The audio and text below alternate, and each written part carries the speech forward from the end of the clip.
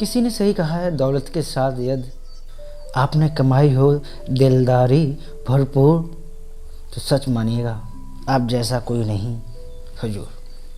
नमस्कार, आदाब, श्री सतकाल। मैं हूं आपका अपना भाई अजीत यादव। यह कहानी यह है एक मिलेनियर की, जिसके पास बड़ी बड़ी कंपनियां, महंगी महंगी गाड़ियां, स्टाफ, एम्प्लॉयज़, बहुत कुछ था। एक बार उन्होंने सोचा चलो कहीं घूम के आते, एक महंगी गाड़ी निकाली और वो घूमने के लिए निकल गए। तो उनकी गाड़ी में एक ऑडियो बज रहा था। ऑडियो में एक संत जी कह रहे थे कि इंसान न जाने क्या क्या करता है दौलत की वजह से, दौलत के पीछे भागता है, दौड़ता है, अच्छे बुरे न जाने किस किस तरीके के कदम उठा बैठता है, सिर्फ और सिर्फ दौलत की वजह से। लेकिन वही इंसान जो दौलत के पीछे इतने परेशान रहता है, मरने के बाद वो कुछ भी अपने साथ छोटा सा भी हिस्सा नहीं ले जा पाता है। जितनी कमाई हुई दौलत होती है वो सारा का सारा धरा रह जाता है सिर्फ उसकी आत्मा ही। ये सुन के उनको ये बात मिलेनियर को काफ़ी गलत लगा। ये सुन के इरिटेट हुए तो उन्होंने ये सोचा और सोचते रहे।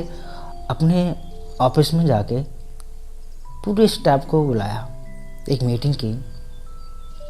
बोला मुझे कुछ ऐसा आइडिया दो जो मरने के बाद अपने दौलत अपने साथ ले जा सकूं, और ये आप लोगों को आइडिया देना है।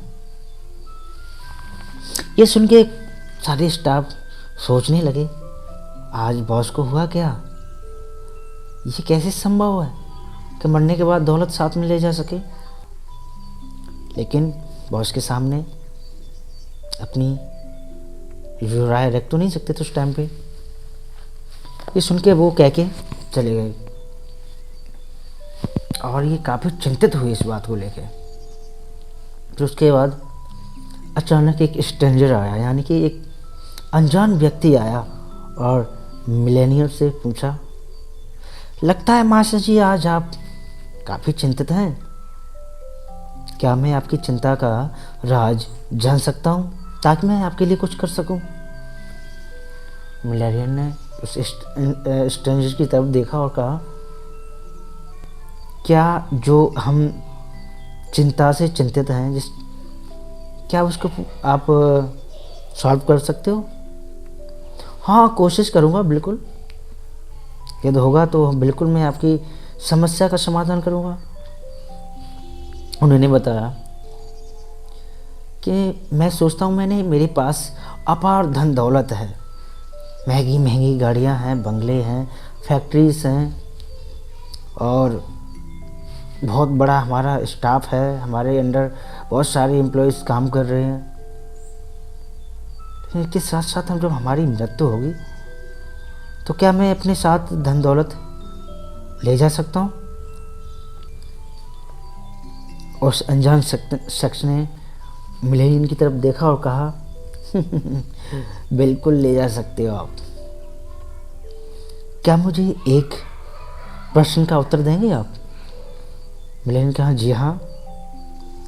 बोला, आप ये बताओ अभी तक आप किस किस कंट्री में जा चुके हो, क्या कभी आप अमेरिका गए हो।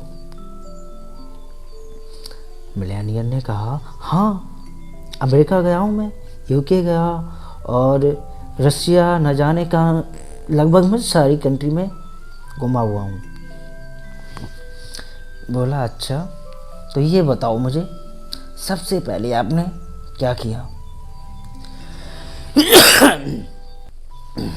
सॉरी।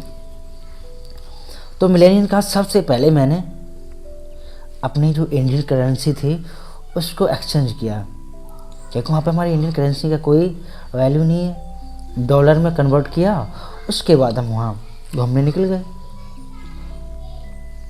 ऐसे ही हम दुबई गए तो वहाँ पे अपनी इंडियन करेंसी को कन्वर्ट किया, धर्म लिया, और रूस गए तो वहाँ पे जो है पाउंड लिया और करेंसी को एक्सचेंज किया। इस तरीके से मैंने एक्सचेंज करके काफ़ी मतलब शॉपिंग जो भी करना था, देखना था, घूमना था, ऐसे घूमे।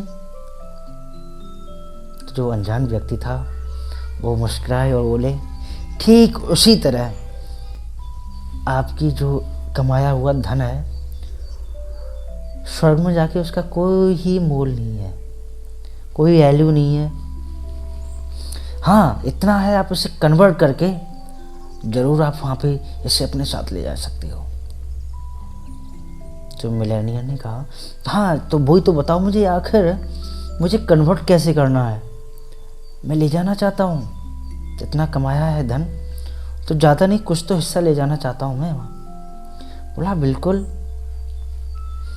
आपको कन्वर्ट करना, कन्वर्ट करके आपको हमेशा पूरा संसार आपको याद करेगा कि आप भी कितने दिलेर थे।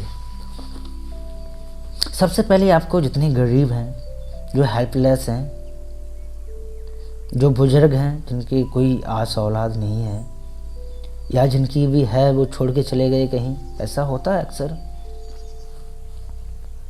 ऐसे लोगों की आप हेल्प कीजिएगा।